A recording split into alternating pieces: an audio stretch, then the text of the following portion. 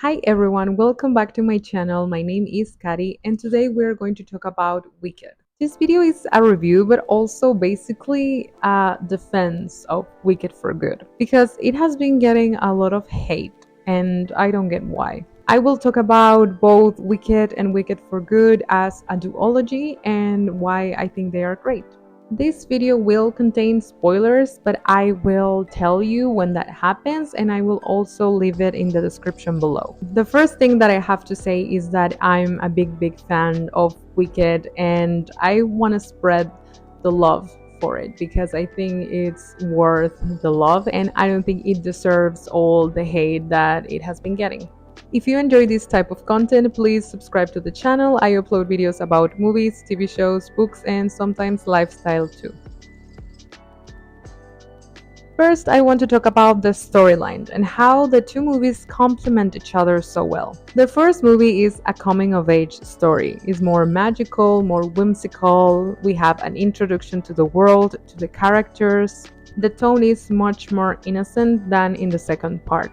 And the second movie is the epic conclusion. We have darker tones and drama and heartbreak, alliances, betrayal, and a lot of character changes from how they were in the first movie and how they are now. And I understand that these movies are not perfect. Both have good and bad aspects, but how they make a full story, a complete work, is what I like. The story and the arc overall is amazing, and I just think that that's why they work so well as part 1 and part 2.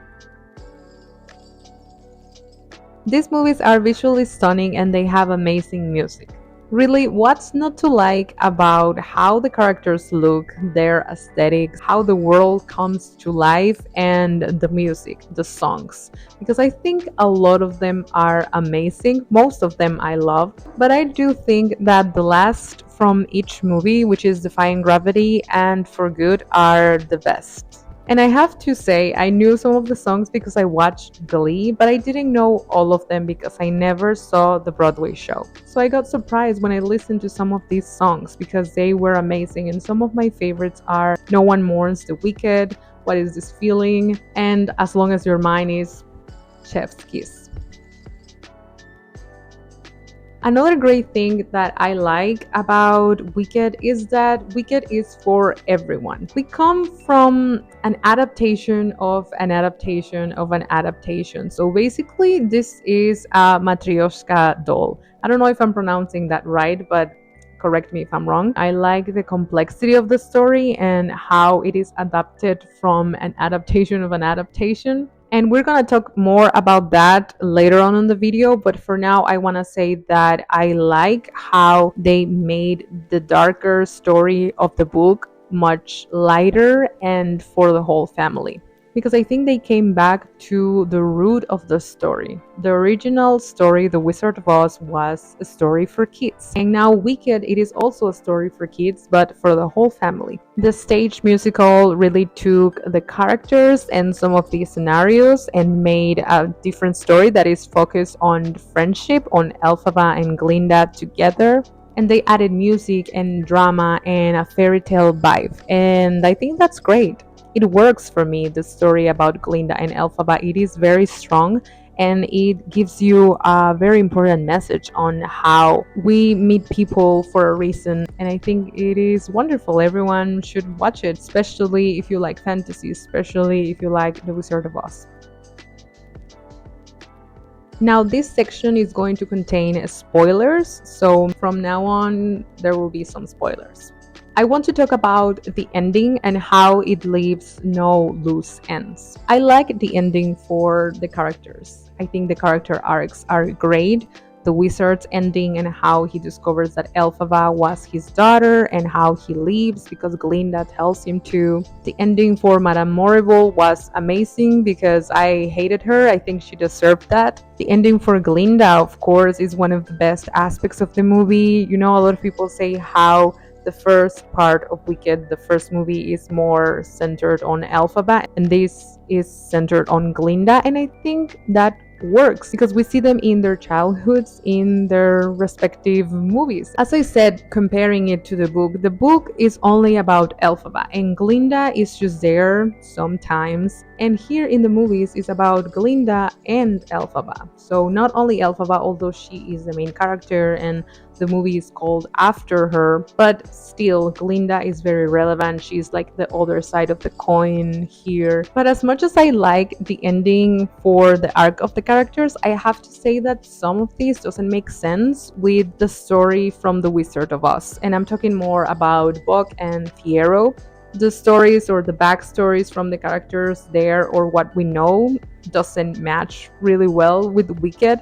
But we have to believe that this is what really happened. Like, this is the reality, and The Wizard of Oz was kind of what it was told to the people, what they believed happened. It is like The Wizard of Oz is the tip of the iceberg, and then Wicked is the rest of the iceberg. And now we are just seeing everything as a whole. And I know that not everything makes sense, but for me, it works. I really like how they found a way to put people from Elphaba's past in the story of The Wizard of Oz. So even though it doesn't make a lot of sense in some aspects, I like it. And now I have to talk about the fairy tale ending and comparing a lot the story from the book and the musical and now the movie. Because I think that to talk about book versus movie now is not correct. It will be more book versus musical. Because this movie is an adaptation from the musical, and the musical is an adaptation from Gregory Maguire's novel Wicked. And Gregory Maguire's Wicked is an adaptation from the movie musical The Wizard of Oz. And the movie musical The Wizard of Oz from 1939 is an adaptation from the book The Wizard of Oz. It is crazy how this adaptation exists. I think it is a legacy. It is just brilliant how up to this point, how many years from this story and how we are getting still new things. I am amazed by that, and I am all in for it. But of course, the musical and also the movies are a reinterpretation of the novel. They changed the story because the book is darker, more political, and it doesn't have a fairy tale ending. It doesn't have a happy ending. And these movies have a happy ending because Elphaba has a happy ending, which I was shocked by. I only knew that she died. From what I knew from the other stories, she died, and then she didn't die in the movie. And I gasped.